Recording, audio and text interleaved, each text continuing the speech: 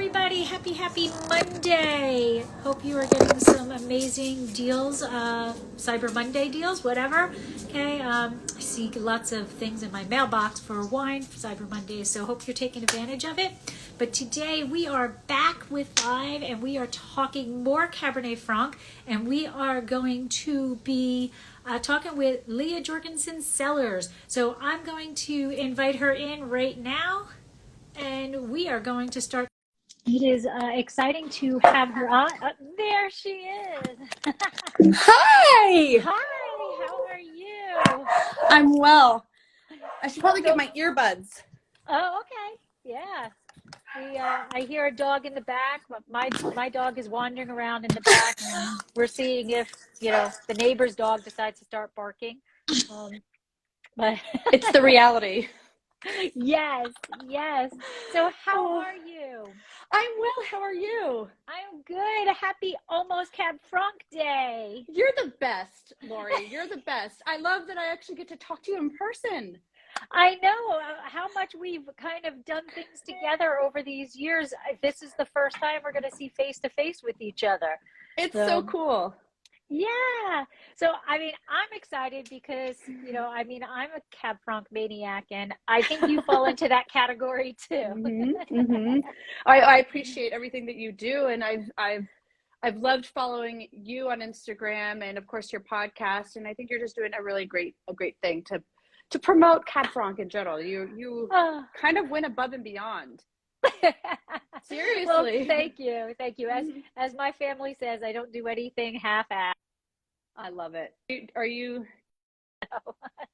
getting me? Yeah, it was a little blocked, but you're back now. Okay, cool. All is good. All is good. Yeah. So what I have for you is you are the only winemaker in Oregon dedicated to Cabernet Franc. Woo! Thus far, it's correct. Yeah. And you are credited as the first winemaker to make a still Cab Franc Blanc, which is incredible. Thank you. And you're named to one of the top 15 winemakers in the world. So, I don't know. We're going to bow down. No, I don't know how that all happened. I'm stunned sometimes. Sometimes I think it's just differentiating yourself enough that gives you some attention for the work you're doing. Because really, obviously in other parts of Oregon, Southern Oregon and in the Columbia River Gorge, people have been working with multiple varietals for a long time. Is it snowing behind you? No, those are all leaves. I got so excited. I was like, this is the best. It's like all wintry and everything. It's a winter wonderland. Just say yes, Leah. That's snow. Of course it's snow. This is Central Coast snow. Leaves falling down. Perfect. See, it's like a cat. I see stuff. I'm like, just get ADD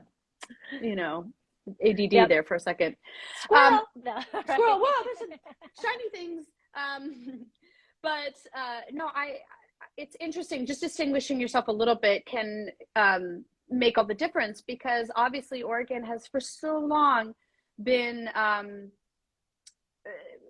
so advanced with Pinot Noir as its focus, and it's great because those pioneers I got to work for. I certainly know where my bread comes from. I don't need to make any statement other than I appreciate the pioneers who started the Pinot Noir industry, in so much as that I love those wines and I don't compete with them at all. Literally, when I go to a dinner with a friend who's a winemaker, our offerings on the table are completely different, and that's really cool. Now, that said, Southern Oregon and Columbia River Gorge, they certainly have seen growth in varietals, and in Oregon, there's, I believe, only 800 and some acres. I'm sorry, 300 and I think it was I read this quote. It's 357 acres total of Cab Franc, which produces about 800 tons of grapes for wine. So not that much. Yeah, pretty tiny. Mm-hmm. And are those vines relatively older? It's all over the map, really. All over, okay.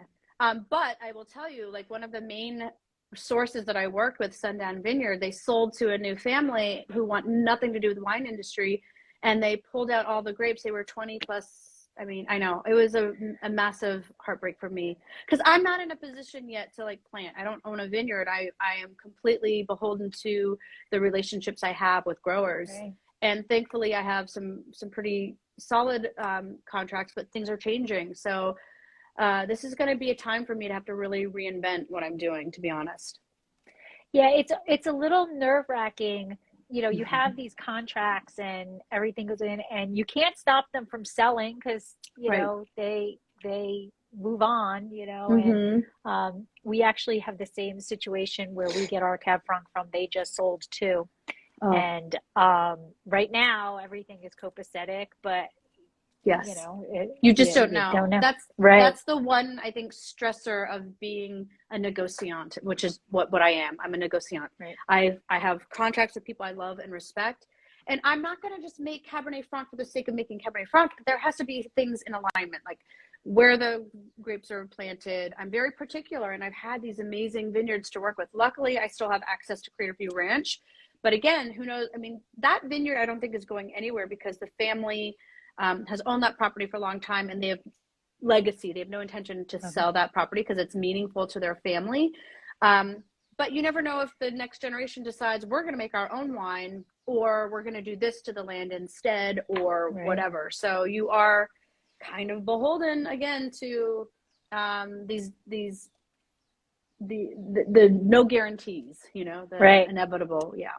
Right. You've got that 1 year that they've got to let you know, and then you could be scrambling for the next vintage. And like you Yeah. said, I mean, Cab Franc is an incredible grape variety, but it can be done so wrong. I mean, Absolutely. it can be done so wrong, Yeah. and you can't, like you said, you can't just pick any vineyard site. It needs to be a very specific site, Mm-hmm. and it needs to, you know, have the perfect exposure, and you have to Right. have the relationship with the farmers to farm it the way you understand Cab Franc needs to be 100%. farmed. 100%. And that was part of the golden ticket I had with these particular growers, is that they were super amenable to whatever my bizarre requests were, which were really not bizarre, but like dialing in when there's canopy removal, that kind of thing. Like Right.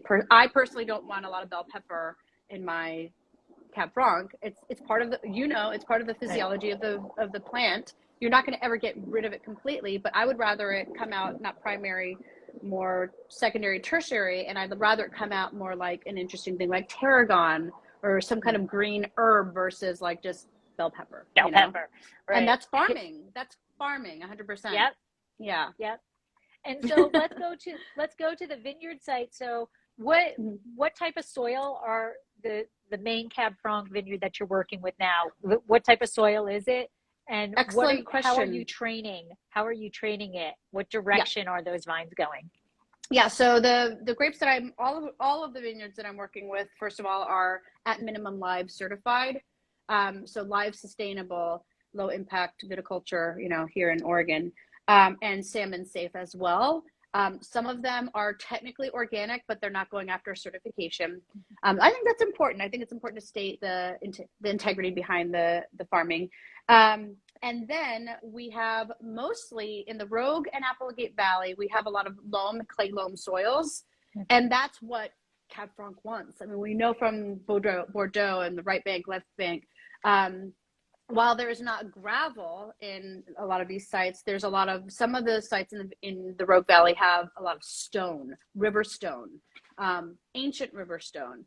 We also, in Crater View Ranch, where that's my most coveted site that I'm working with, because of the soil series has shell imprints and fossils dating back to a subduction 250 million years ago. So when we look at the Loire Valley, the soils where you see these crusted fossils and imprints, it's some of the spaces in Crater View Ranch are just like that.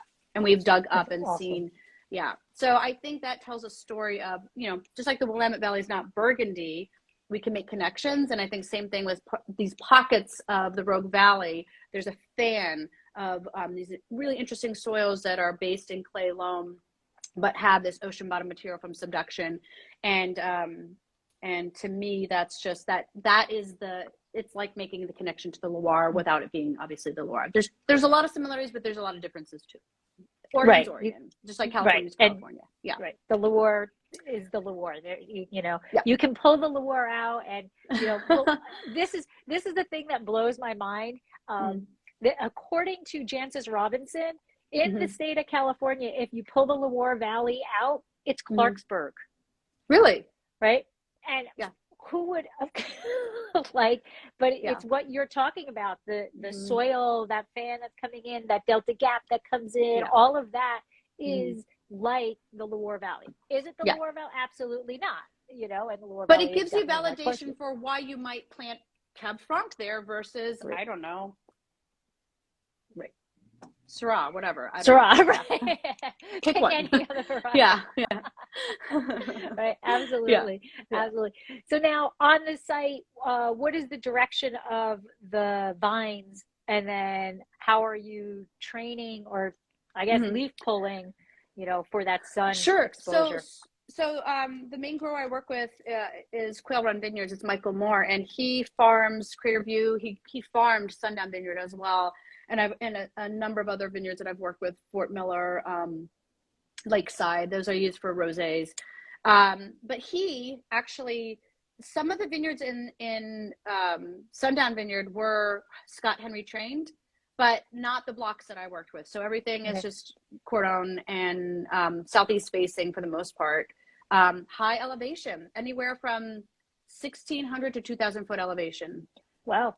The valley floor, and people don't realize this, the valley floor in the Rogue Valley starts at about 900 foot elevation. Gives you something to think about. Yeah.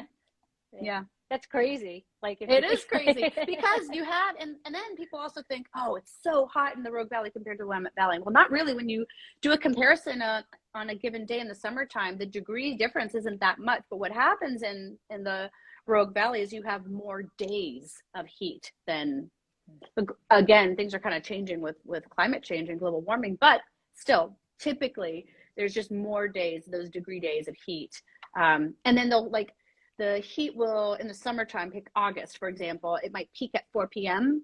But then by the time sundown goes down, some of those sites get 50 degrees in in August, or cooler depending on weather patterns. So, we did a wine dinner in August with Herb Quaddy and the Applegate, and we 9 p.m. we're putting on our fleece vests. Oh yeah.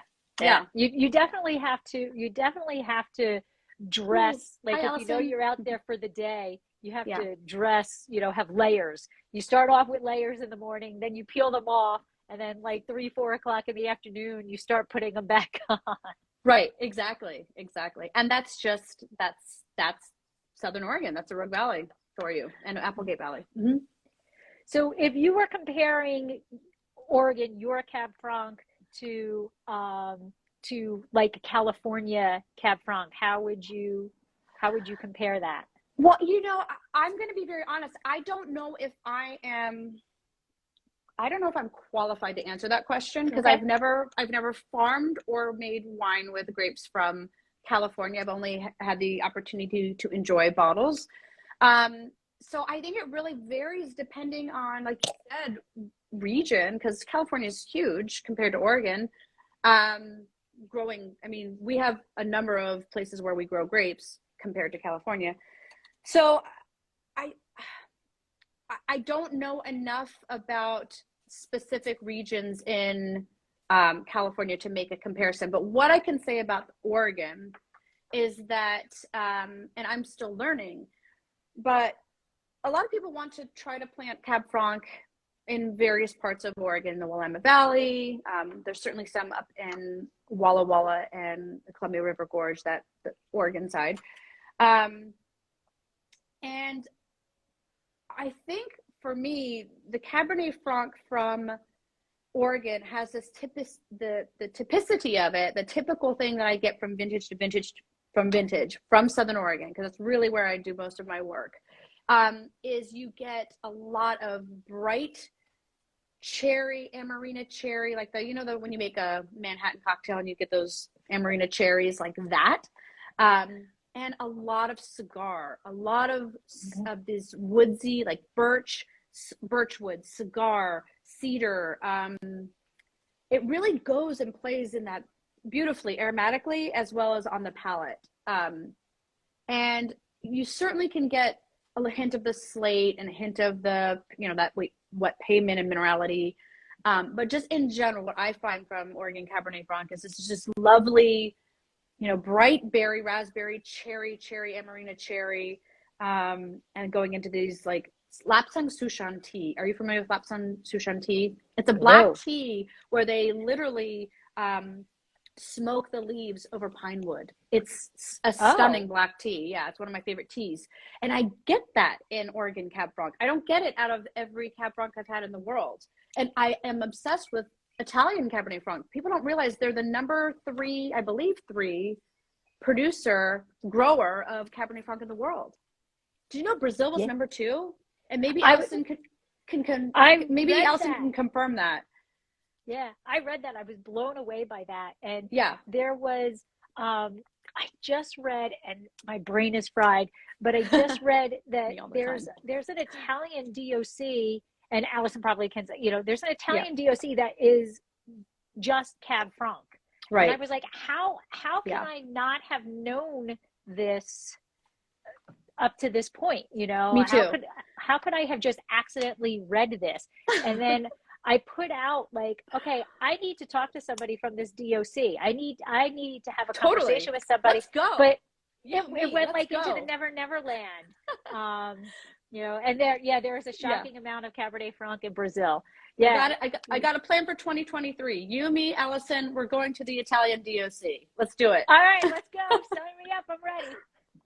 Well, I'll go. You know what? I just read on United that tickets are on sale for Cyber Monday, 50% off to Europe and destinations. Let's go. Well, it was interesting to me to know that about the Italian because I have an Italian mother, okay? And my family's been making wine in the Campania since the 1700s. I'm technically a 10th generation winemaker on my mother's side. And what's fascinating is my mom's like, why are you not making any Italian wine? And I had to say, Mom, Cab Franc is all over it. Like, not all over it. It is a widely planted grape in Italy. So it came back for me on a solid argument with my mom. You're coming at that back door for the thing. Yeah, it's Italian. There's a heritage element here, Yeah, absolutely. But yeah, I was blown away, and that there's a DOC for it and everything. Yeah. And I've had Italian Cab Franc, but not anything that I can say, oh, I've had this one or whatever. It's just look, we'd be out somewhere. I'm like, oh, look, an Italian Cab Franc. We can't pass that up, Right, of course. My husband, he's worked in distribution sales for many years. He's since has moved on and is now doing something else. But while he was doing that here in Oregon, he worked with one of the best Italian books. And people don't realize that, well, unless you're from Oregon, that Oregon has one of the best Italian portfolios in the United States. I mean, more than Chicago, San Francisco, New York, you'd be surprised. And in terms of the importing and people here importing Italian wines and in general for the rest of the country, but then also just going into restaurants and retail accounts and the access to like crazy, amazing Italian wines. It's a thing here. And we went it was a Cab Franc Day, 2020. What was it, last year? I can't remember if it was last year or the year before. I think it was the year before, 2020. Cab Franc Day, he had to do a wine dinner in the middle of a pandemic, but it was outside. And and when they came around with a Cab Franc, I almost lost my mind. I was like, it's Cab Franc Day, and they're having this amazing Italian. He knows all the hi, hello from New York. He sells these amazing Italian Cabernet Francs, and so that's how I kind of learned my way through Italy through my husband. But man, they're some of my favorite wines in the world. I would say even arguably, I love Loire Valley, but some of these Italian Cab Francs are exceedingly more aromatic and floral and stunning, to be honest. Well, for this year's celebration, we have Bordeaux and Argentina participating in the round table. So maybe next year we can get some Italian winemakers to come on and do some talk about their Cab Francs too. We'll have to. That would now. Well, because of course when we're in Italy on our trip, we'll just make that happen. Absolutely, absolutely. We will make those connections. Absolutely. Now we need to talk about your Cab Franc Blanc. Okay. Because it is definitely, I do know of a couple of other winemakers now that are Yep. following in your suit, but you were definitely in the forefront. You were like, hey, let's do this. Yes. So what made you do it? You're like, I can do a white with this. Like, right. what? Weird. It was my very first wine I ever made for myself too. Cynthia, I love you. This is so cool. This is cool. This is so fun seeing these people pop up. Hi. Well, I can't take credit for being the first person in the world to make a still white Cab Franc. It was already happening in the Loire Valley. And it may have been going on in Georgia, not the state, the country, in Georgia as well for still white Cab Franc. However, in the United States, I do think there was a producer in California before 2011 who was making it as a base wine for sparkling. Okay. Oh, different though, different intention. I had thought about making a still sparkling, Cromant de Loire style, if you will, white Cab Franc. And we do know in the Loire Valley, so this is kind of the backstory, that the backstory is this. I've worked for wineries that made stunning white Pinot Noirs. And there are a handful of wineries in Oregon. It's kind of a thing, white Pinot Noir. And I was working in the cellar at Anime Vineyards for Thomas Hausman, who's a wonderful winemaker. He went to Fresno, got his enology degree at Fresno. And he's brilliant. He's creative. I mean, he's a chameleon. He's lived this long life of he was a ballet dancer on the East Coast. He's done all kinds of things. We both have a Virginia home. I don't think he grew up in Virginia. I grew up in Virginia, but he had a connection to Virginia. And I worked for him, and I managed the puncheons, the fermentations of his white Cab Franc, white Pinot Noir. So I learned technique working with him. And my other mentor, Drew Voigt, who I worked for at Shea Wine Cellars, he had worked at Domaine Serene as associate winemaker. And when he was there, they made a white Pinot Noir. And so he kind of gleaned in some, being a mentor, he gave me a lot of advice and whatever. And so while I was working for Drew at Shea Wine Cellars, which is arguably one of the best Pinot Noir producers in the world, and their estate has been written up many times as really one of the true Grand Cru estates in America. It's a phenomenal vineyard. I was working there, and I was able to get my hands on 750 pounds of Cabernet Franc from Walla Walla.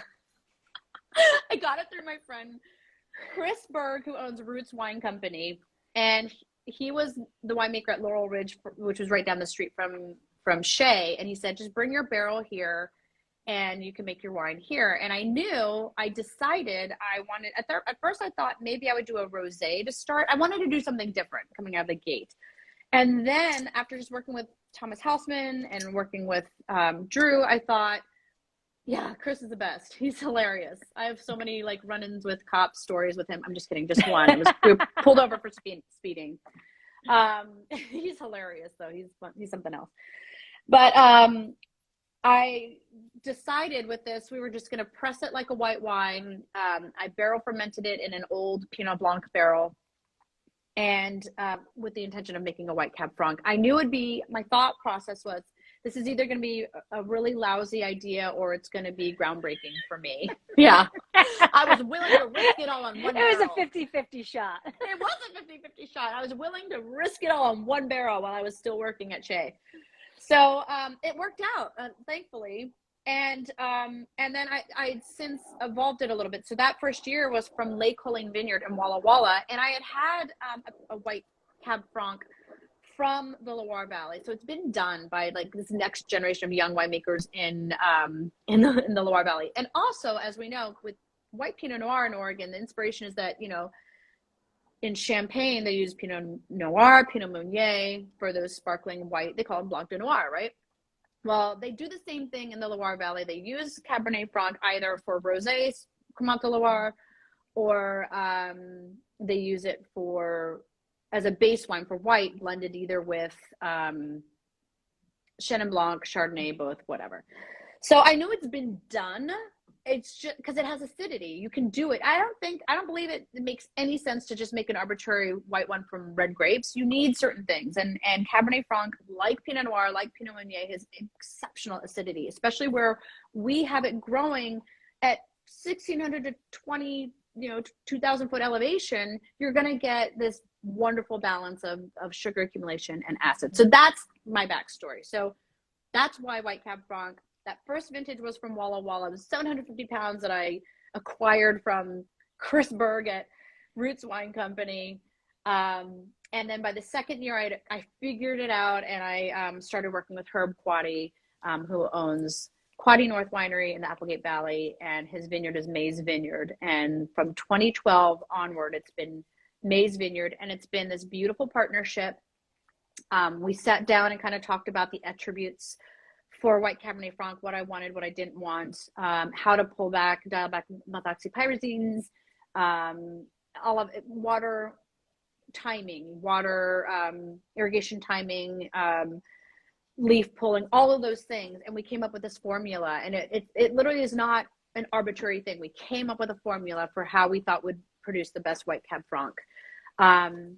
And I have an announcement, and it's, again, more sad news, but I believe that when one door closes, others open. But this year I got a phone call from Herb, and it's his last year selling grapes to clients. So he and his family built a winery, and they need to, moving forward, utilize all the grapes from their site. Yeah.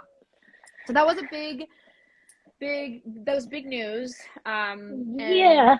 There were definitely some tears when I hung up the phone, because it was the most joyful experience for me working with him and making wines from a vineyard that we worked so hard to come up with this formula. But that's life. You move on, and I have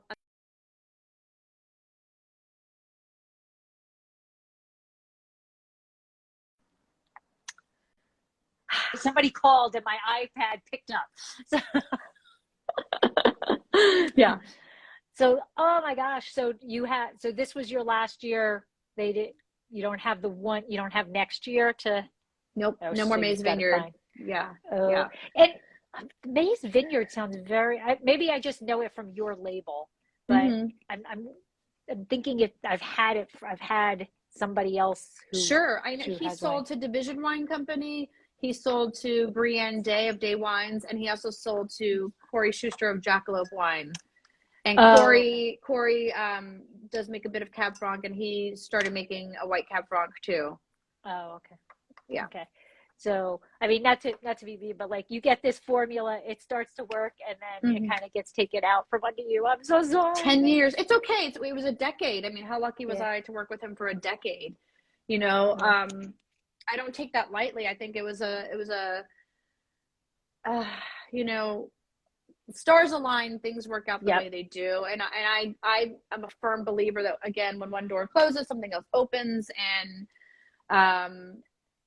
at some point, if I'm going to stay in this game, there has to be a vineyard, I feel like. And I don't feel prepared to do that now. I just don't have the resources. And, as a woman winemaker, it's harder for me to get the resources. It just is. Yeah. And so when you're picking for your Cab Franc Blanc, are you picking that at the same time you're picking for your red, or different vineyards? Everything is different? Yeah. Okay. I pick at a different bricks. I treat it like it's a white wine. So it's getting picked at anywhere from 20.5 to 21.5 bricks. Okay. And then your bricks for your red is? Anywhere from, in Southern Oregon, anywhere from 22.5 to 23.5. Okay. Plus or minus, point whatever. Right. And then you also make a rosé. Yes. So picked it in the same window as the white Cab Franc. As the white. But I haven't made so it's funny because I didn't make a rosé in 2021 or 22. So because of all these changes and just scarcity, it's scarce as it is. Now we have a drought, and that's creating all kinds of problems in the Rogue Valley. With drought means thank you. That's awesome, Cynthia. With the drought means less grapes available. Choices are having to be made in the Rogue Valley with my grower on like which blocks are we going to irrigate, and what's going to happen, and are we going to get enough rain, and maybe not. And it's a game changer. And so all of these variables are, this is when I said earlier, like I have to reinvent myself. I'm kind of being the universe. This is my forward thinking. The universe is pushing me to reinvent myself, and it's probably timely that I do it anyways. I've been in business 10 years. I'm doing super small lots. They're not grocery store wines, nor should they be priced that way. And if I was in California, I would have no problem selling these wines for, $100 a bottle, $200 a bottle. And it's not that I'm not after, I'm not greedy, it doesn't pencil out to sell $25 wine. Right. It just doesn't pencil out, and now with inflation, right, where it's a totally different, when I bottled this past year, the same amount of cost me $3,000 2 years ago. This year, a year ago, it's over $5,000 for the same amount. Yep. And if you don't change your pricing, the glass doubled in price, everything. And so like when people look at you like you're crazy for all of a sudden wanting to increase your prices, I'm not trying to price out my loyal customers. I'm just trying to stay in business. It's just business. That's it. And it's and these are hard decisions. The labels all increased. It was the price to bottle was outrageous this year, and I almost couldn't do it. I almost couldn't, there were loans that had to all of a sudden, because I don't qualify for like a line of credit at my size. It's such a crazy, surreal game. Any other business, you can find the resources, but with wine, I don't know. I think California, you probably have it a little bit better with your banks down there. But I don't know. Maybe not. I don't know. See, there's a lot I don't know about California on the inside. But certainly it's a challenge. And so, you have to ask yourself these tough but practical questions. If I'm going to stay in business, what is my game? And so I'm taking time off. Like, we're going to close on December 13th, and we're going east to spend time with my family. My dad's from Oregon, so I have a lot of family out here. But I'm going to just go visit my family and just have some downtime and do a little bit of a, kind of a retreat, and just sort of look at numbers, but then also like, where are we going, and what has been the goal all along? Like, what am I making? What's the intention? So I feel like the universe is pushing us all, and while it feels uncomfortable and hard, I think at the end of the day, there's going to be some really wonderful things that are going to come out of it. I'm an optimist. So yes, I love the idea of reinvention too. I'm literally going to have to reinvent myself at this stage. Otherwise, I can't stay in business. And I read a wonderful quote about Magnus Nielsen, the owner of Faviken in Sweden, which was, many Michelin stars, a beloved chef, and he did so much at such a young age with his vision of Faviken. And I was so lucky to go to Faviken before he closed. I went in 2016 when I went to visit my relatives in Denmark and Norway, and I popped up with my friend. She's a lawyer here who has Swedish heritage, and we like, you know what, life's too short, let's just go to Faviken. And it was such a crazy journey just to get there. I mean, it was so outrageous just getting there. And then we stayed in a hotel, and then like, they don't have cabs, and when you get a cab, it was like $200. It was nuts just getting there. But it was such an adventure, and the people that we met, I've never had a dining experience like that my entire life. And I think he was quoted recently after he shut down, that like, people were like, why, you're 35 at the top of your game, Michelin stars, like, why would you shut down this place? And he just was like, I got, for the first time in my career, I didn't, like, when I got out of bed, I just didn't want to work. I didn't want to do it. I don't know if it was necessarily burnout. I think he was just done. He was done with Right. that chapter. He's like, I want to go fishing with he had 2 young boys. He's like, I want to go fishing with my boys, and there's other projects to start. Right. And I'm kind of feeling this sort of like, he did it for 11 years. After 11 years, he had this epiphany of it's time to stop this. He's still a chef and he's doing other projects. So I'm kind of feeling this sense of, I'm not making any announcements here, but I'm feeling this sense, it's been 11 years for me in business. Maybe it's time for me to start new projects. Oh, okay. Cab Franc, I'm not going away from Cab Franc, but it's part of the reinvention. Right. Maybe add Yeah. it's tough. Yeah. It's tough to be focused on a single varietal. I mean, it's great to be known for that. You know, like the name is synonymous with Cab Franc. It's a beautiful thing, but not everybody loves Cab Franc, and not everybody even knows what Cab Franc is. And people. We did a tasting in Solvang, and everybody was like, this is the best experience. And we're sitting there, we're like, okay, we didn't sell anything because everybody just wanted Pinot because it's Solvang and nobody knew what Cab Franc was. Like, they wouldn't even taste it. So what, you know, so like, and you do get that Cab Franc is more of a hand sell. Everybody knows that Cabernet Sauvignon. Everybody knows Merlot. You know, they might have an opinion on it, but everybody knows it. Yeah. There's a lot of people who don't know Cab Franc. This is my favorite quote that you're priming me to say, is that, but people who know, they know that Cab Franc is Cinderella. She's the belle of the ball. She's the real belle of the ball. People know that who are in Stephen Kent, where are you? If you raise your hand, he will let you know. Yes, he will tell you Cabernet Franc is the belle of the ball out of all those varietals, and people who know, and there's reasons why. I'll tell you one of the main reasons why: ageability. Those varieties, so when you have acidity and tannin structure of Cabernet Franc, why do you think the 1947 Cheval Blanc is still around? Because it's 50% Cabernet Franc. Hello, Ron. Hello. There's no question. The ageability and forget blending. It didn't even need the Merlot. No offense, Merlot. Right. It didn't even need it. See, Merlot gets it hit this way and that way. They're getting hit from Pinot Noir. They're getting hit from Cab Franc. But it's true. It has a stunning ability to age. Besides the aging, the compatibility with so many different foods. Absolutely. That Cabernet Sauvignon can't be with the wine, with the food that Cab Franc can be. And Merlot doesn't have that adaptability either. They both have perfect pairings. Yes.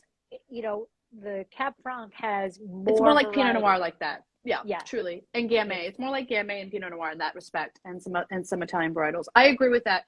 The other thing is that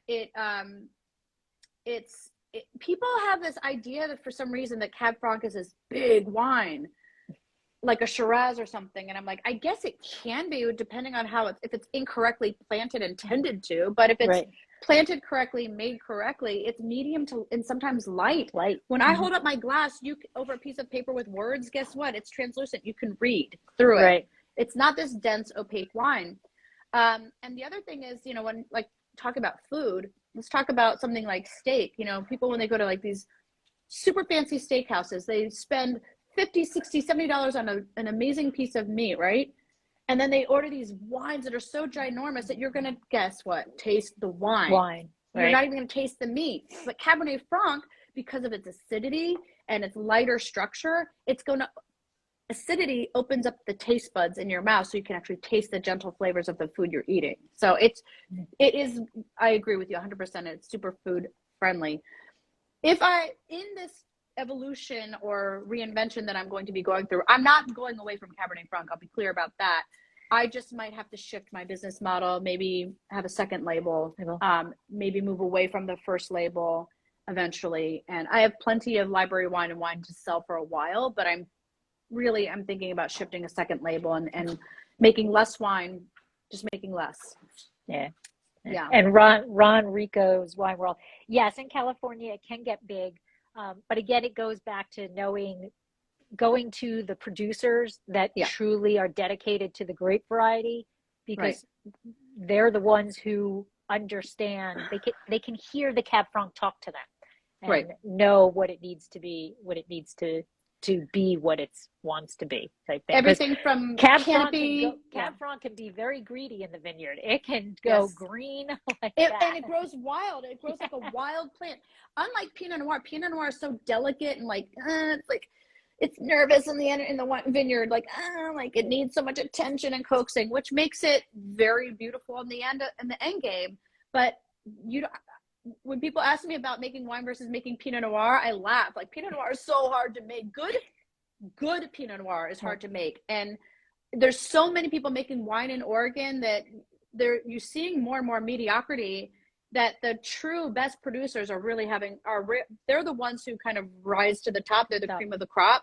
And there's just classic wineries like Christum and Domaine Joran that are always going to be on that cream of that top, like the cream of the crop. And you have these just different wineries coming in that are like selling, charging so much, and they're not that great. And it's not because they could be. It is what it is. But I just feel like there's a cream of the crop and I'm very particular about my Oregon Pinot Noir. There's producers I love and I continue to support them 100%. But Cab Franc, on the other hand, is like easy to grow. And when I've been asked, like, is it hard to make Cab Franc?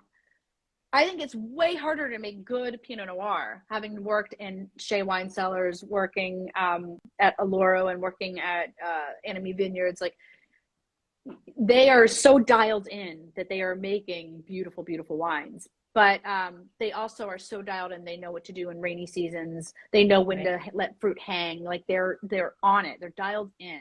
And those are the wines I love. Cab Franc, it's like pretty easy. I mean, it's almost every year. But I'm not saying that doesn't make it any more special. When it comes into my hands, then it's like that's when the decision making happens, and and then you create. Yeah.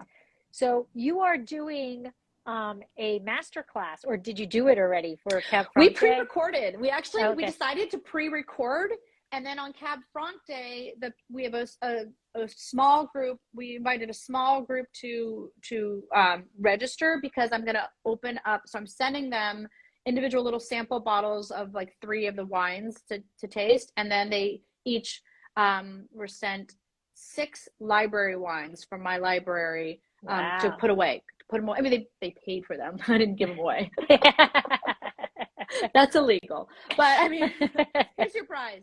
No, I sold them 6 bottles that I curated for this class, and those are for them to put away, and my husband, like, I'm talking about why Cab Franc is really the consummate yes, why it's the consummate aging wine and collector's wine. And one of the things we talk about is that, I've had many club members say, I'm getting more wine. They're in multiple clubs. Right now, I'm acquiring more wine than I can drink. And I'm like, that's not the problem. The problem is the majority of the wines that you are buying are not going to last more than 5 to 10 years. Right. So why not get mindful about your purchases and how you spend your money, and get to know these smaller producers who are making wines that are meant to age. And Cabernet Franc will age 20, 30, 40, 50. It will. We know this. We know it will, because we know Bordeaux. We know Loire Valley. We know that, but especially Bordeaux, we know that these are wines that will age for a long time when stored properly.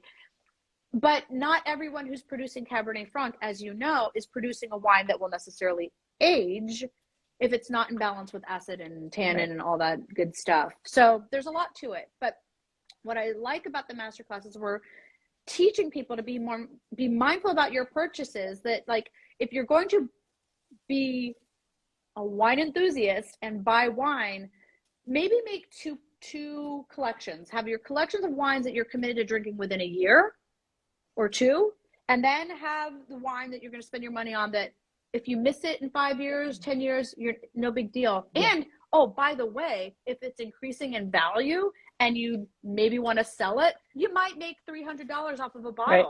Because we're going to start to, on our website, track our reserves, like where their value is as of Oh, today. wow. And I am setting the price because there's not a lot of, we're talking like my Grand Reserve, there's 23 cases a year. I get to decide what the price is over time. We taste them and we set the price of what they're Right. worth.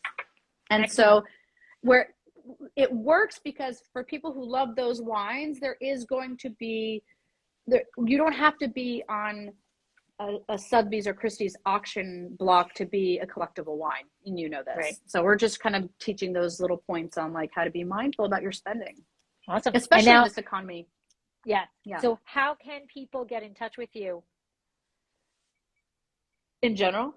In general, to buy your wine, to get on your list, how can they, get that Cab Franc in their hands? Absolutely. Thank you. You can visit me at leahjorgensenscellars.com. That's LeahJorgensen. You can see it up there. Cellars.com. You can visit me on Instagram. I'm on Facebook and Instagram, but I'm more active on Instagram, I'll be honest. You can certainly message me in either Facebook or Instagram as well. And we have an info at ljcwineco.com. I guess I could add that comment, but I'm being lazy. I'll add it later. Info at ljcwineco.com. I'll add that comment. Yeah. Oh, and we also have a 1-800 number. It's actually 844-LJC-WINE. Nice. There you go. So creative. Well, I want to say thank you so much for coming on. It was great to see your face. You too. And to have the conversation with you. And I can't wait till Friday night, where 10 winemakers with you included is we're going to be talking Cab Franc, and just, I think it's going to be like a battle of Cab Franc. Whose Cab Franc can speak louder of why Cab Franc, or which winemaker can speak louder of how great Cab Franc is. That's what I think it's going to be. Wow. Well, that's pretty awesome company to be in. Well, I will, we will have to, I have to make sure that you get I have to do some tracking for you to make sure. I don't know what happened there, but these things happen. There's still a couple of more days. Hopefully it will get here for Friday. So absolutely. Yeah, absolutely. But thank you so much. It's my pleasure. It's so wonderful to talk to you, and it's great to talk Cab Franc with you. And on Friday we'll raise a glass together, and day. I love it. Well, thank you for everything. Thank you for all that you do for us tiny producers, especially. I'm adding this LJC Wine Co. email just in case people need it. They can find me that way too. Yeah, I'm appreciative of everything you do. You make this so much fun, and I've been on board with your program since 2016. I think. So yeah. So I think you've been on it since the very beginning, because I created it in 2015. So okay, 15. It might have you might have been on since the very beginning. So I think so. We've been together. One of these days, cool. We're doing the Italy trip, so let's go. Let's get that set up. Let's do it. We got it. All right. Thank you. Happy holidays. Happy Cab Franc Day. Yes. Yep. See you Friday. See you Friday. Bye.